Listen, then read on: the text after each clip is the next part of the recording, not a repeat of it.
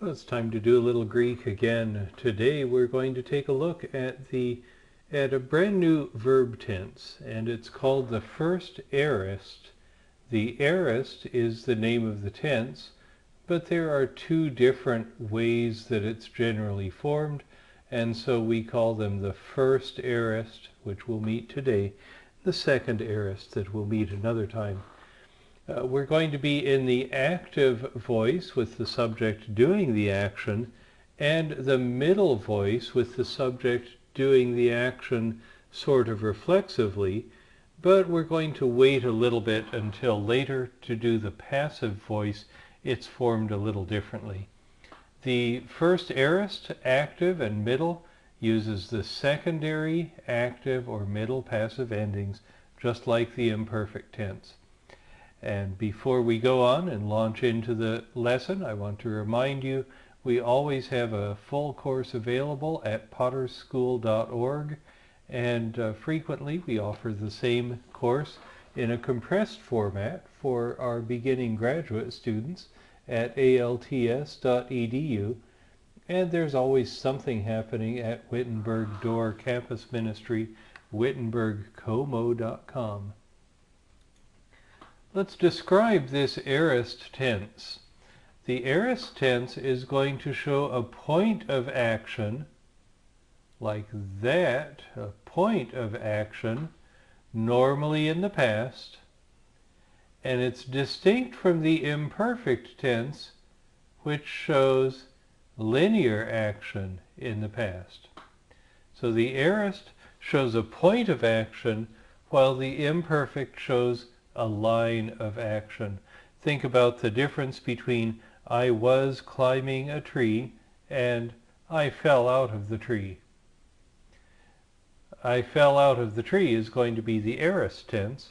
I was climbing the tree will be the imperfect tense. Now there are two different ways in which verbs might form an aorist, and we will either have what we call the first aorist or the second aorist. We notice the same thing kind of happens in English.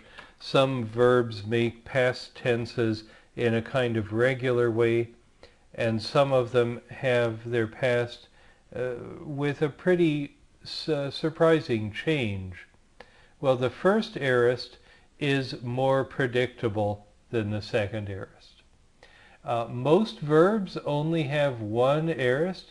It is very rare for a verb to have both a first and a second aorist.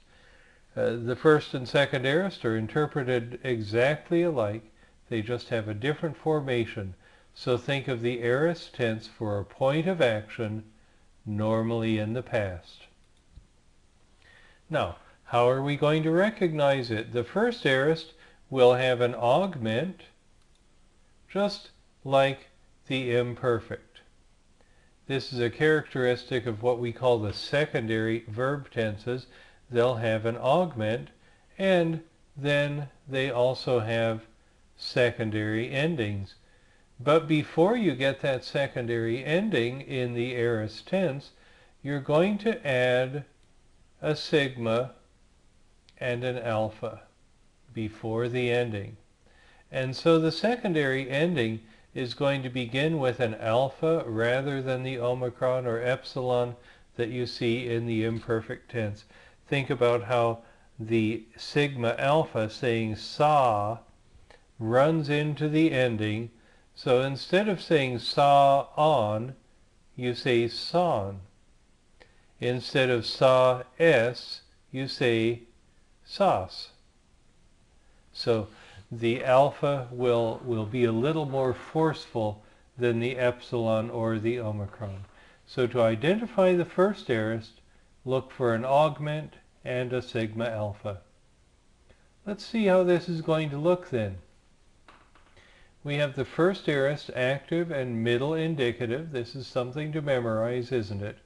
And you see the epsilon augment at the beginning of the word, just like in the imperfect tense. There's the augment. You see a stem, lu, here. And then you see the sigma alpha and it's running into the secondary ending. Elusa, elusas, eluse, elusamen, elusate, elusan. The same thing happens in the middle voice. We have the epsilon augment. We have the regular stem with the sigma alpha on it. And then we have the secondary ending amen, u, eta, amatha, estha, anta. But it's been altered a little bit by running into the alpha. So watch the pattern then. Augment, stem with a sigma alpha, and then a secondary active or middle ending. Now we do need to meet a couple of additional miscellaneous features of grammar. We've been identifying now primary tenses and secondary tenses. We recall the primary tenses, present and future, and the secondary tenses, imperfect and aorist.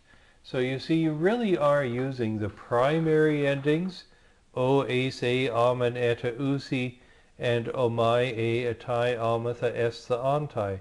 Those are your primary endings, and you're using those in the present and the future. The secondary tenses have augments, and they have secondary endings. Remember the active, on, s, e, amen, eta, on, and the middle or passive, amen, u, eta, amatha, estha, anta. We can also look at tenses in terms of aspect, and the word aspect simply indicates if the tense is talking about a point of action, like the aorist tense, there's a point of action, or if it's talking about linear action, like the present and the imperfect. You see the linear action. Now the future tense may be linear or punctiliar. And notice I said of instead of or. I don't know how many times I can proofread things and still miss them. All right, so the future might be linear and it might be punctiliar. So it can show either aspect. The aorist will always be a point of action, punctiliar. One other miscellaneous thing. Remember that some verbs take different cases for their objects. Verbs for believing or trusting often take an object in the dative case. However, the verb pistuo, I believe, acts a little bit unusual. It may take an accusative for the message, but a dative for the person. Here's how it works. I believe the sun is shining. All right, I looked out the window, see shadows, see some blue sky. I believe the sun is shining. Now the sun is going to be accusative because I'm not putting some sort of trust in the sun. I'm simply saying what I think the situation is. So I believe the sun is shining, accusative for the message. However, if I believe Ralph, because Ralph always tells the truth, Ralph is going to be in the dative case. Why? Because I really trust him. It's not that I believe he exists or I believe he's sitting there in the chair, but I believe him, I trust him, and so I'll put his name in the dative. So pistuo takes an accusative for the message, but a dative for the person. So if we say, I believe Jesus, and Jesus is in the dative case, that means I'm trusting him. If we say, I believe Jesus was there with his apostles, we might put Jesus in the accusative case. It's not some sort of an internalized personal belief, it's just a statement of fact. So there's our last little miscellaneous item. Alright, so we've met the first aorist, active and middle indicative, and we've also seen a couple of miscellaneous things. Enjoy doing your Greek.